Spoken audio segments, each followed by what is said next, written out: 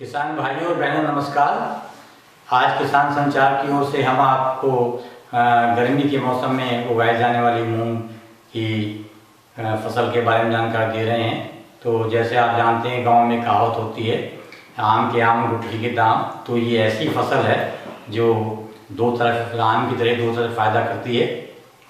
तो विश्व में जो दलहनी फसलों का उत्पादन बढ़ाने के लिए वर्ष 2016 को आप जानते हैं कि अंतर्राष्ट्रीय दलहन वर्ष घोषित किया गया है। भारतीय कृषि में भी दलहन फसलों का महत्वपूर्ण स्थान है, क्योंकि दलहन फसलें ही प्रोटीन का मुख्य स्रोत हैं। भूमि की उर्वरा शक्ति को बनाए रखने में व स्वास्थ्य की दृष्टि से भी दलहन फसलों का बहुत योगदान है। भारत में 2 करोड़ हेक्टेयर में दलहन की खेती प्रत्येक वर्ष की जाती है, लेकिन उपज 2 करोड़ टन से भी काफ़ी कम है। देश में दलहन की मांग इस समय 2.10 करोड़ टन है और प्रत्येक वर्ष आबादी के बढ़ने के कारण जो दलहन की मांग में 10 लाख टन वार्षिक बढ़ोतरी हो रही है। ऐसा अनुमान है कि वर्ष 2020 तक दलहन की मांग जो है 2.5 करोड़ टन से भी ज़्यादा बढ़ सकती है। दलहनी फसलों की औसत उपज जो है इसलिए भी हमारे यहाँ कम है, क्योंकि ये फसलें कम उपजाऊ भूमि में बोई जाती हैं, या ये कहिए कि जहाँ कोई अच्छी फसल नहीं हो पाती वहाँ इसे मजबूरी में लोग जो है इन्हें बोते हैं। और इसकी जो कमी का एक कारण आज के टाइम में जो है वो ये भी है कि जो वन्य जीव हैं, जिसमें नीलगाय वगैरह हैं, ये लगभग देश के सभी क्षेत्रों में बहुत ज़्यादा संख्या में बढ़ गई हैं, जिसकी वजह से ये क्योंकि इन दाल वाली फसलों का जो स्वाद है वो काफ़ी अच्छा होता है और ये जीव जो इन्हें खाकर जो काफ़ी नुकसान पहुंचाते हैं। इस वजह से भी किसानों का रुझान जो है दलहन फसलों को लेने की तरफ जो है कम हुआ है। तो मूंग जो है एक महत्वपूर्ण दाल की फसल है, जिसका स्वास्थ्य की दृष्टि से बहुत महत्व है। यदि गन्ने के बाद या आलू के बाद ग्रीष्मकालीन मूंग की बिजाई की जाए तो न केवल अच्छी पैदावार ली जा सकती है, बल्कि भूमि की उपजाऊ शक्ति को भी हम सुधार सकते हैं, जो आज की महती आवश्यकता है।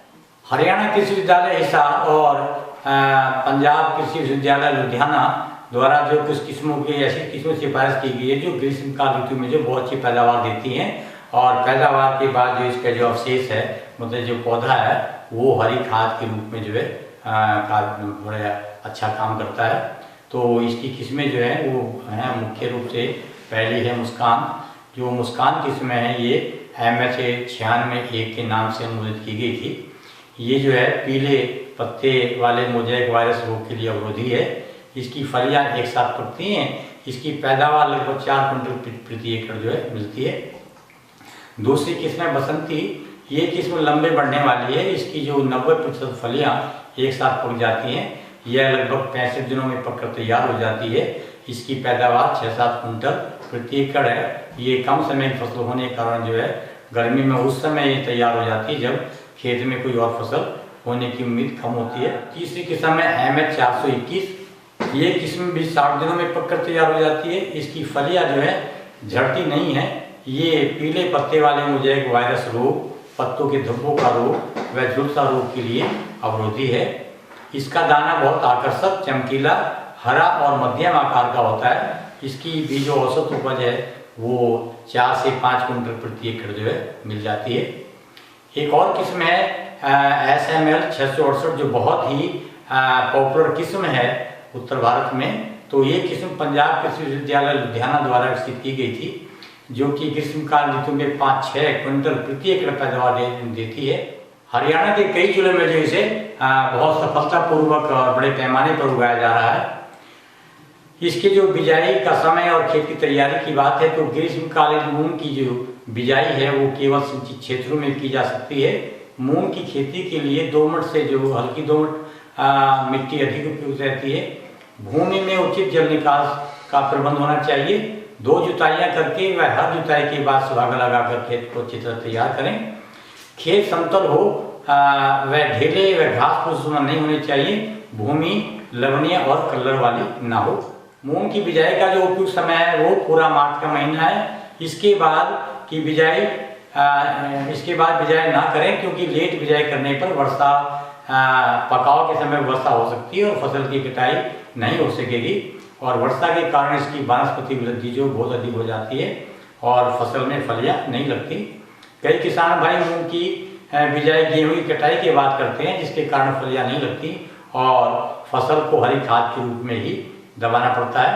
ऐसी अवस्था में मूंग की बजाय ढैंचा उगाना ज़्यादा लाभकारी रहेगा। इसके जो बोने के लिए बीज की मात्रा है तो ग्रीष्मकालीन मूंग की बिजाई के लिए 10 से 12 किलोग्राम बीज प्रति एकड़ डालना चाहिए और कतारों में फासला जो है 20 से 25 सेंटीमीटर रखें। इसमें जो पहली सिंचाई वो बिजाई के 20-22 दिन बाद करें और इसके बाद की सिंचाई जो वो 10 से 15 दिन के अंतर पर करते रहें। अब बात आती है उर्वरक की कितना डालें। तो दलहनी फसल होने के कारण जो है मूंग को कम नाइट्रोजन की आवश्यकता होती है। मूंग में बिजाई के समय जो है 6 से 8 किलोग्राम नाइट्रोजन और 16 किलोग्राम फास्फोरस काफ़ी होता है। तो इसके लिए आप जो 35 किलोग्राम DAP जो है प्रति एकड़ अगर प्रयोग करें तो ये खाद की मात्रा पूरी हो जाती है। लेकिन अच्छा रहेगा कि सुपर फास्फेट DAP बजाय सुपर फास्फेट इसमें डालें, क्योंकि दलहन फसल में जो है गंधक की कमी वाले क्षेत्रों में 12 किलोग्राम प्रति एकड़ गंधक की पूर्ति भी सुपर फास्फेट से हो जाती है। बीज को जीवाणु खाद, जिसे हम राजोल कल्चर कहते हैं, से उससे उपचार जरूर कर लें, क्योंकि मूंग में वायुमंडलीय नाइट्रोजन को जड़ों में ग्रंथियां बनाकर स्थापित कर लेने का एक विशेष गुण है। इस प्रकार अपनी जड़ों में ग्रहण की गई नाइट्रोजन कुछ समय बाद पौधों को उपलब्ध होने लग जाती है और जीवाणु खाद के टीके की कीमत जो है वो लगभग 20 रुपये की लगभग आती है, जो कि HAU हिसाब से या और भी किसी विश्वास सोच से आप उसे ले सकते हैं।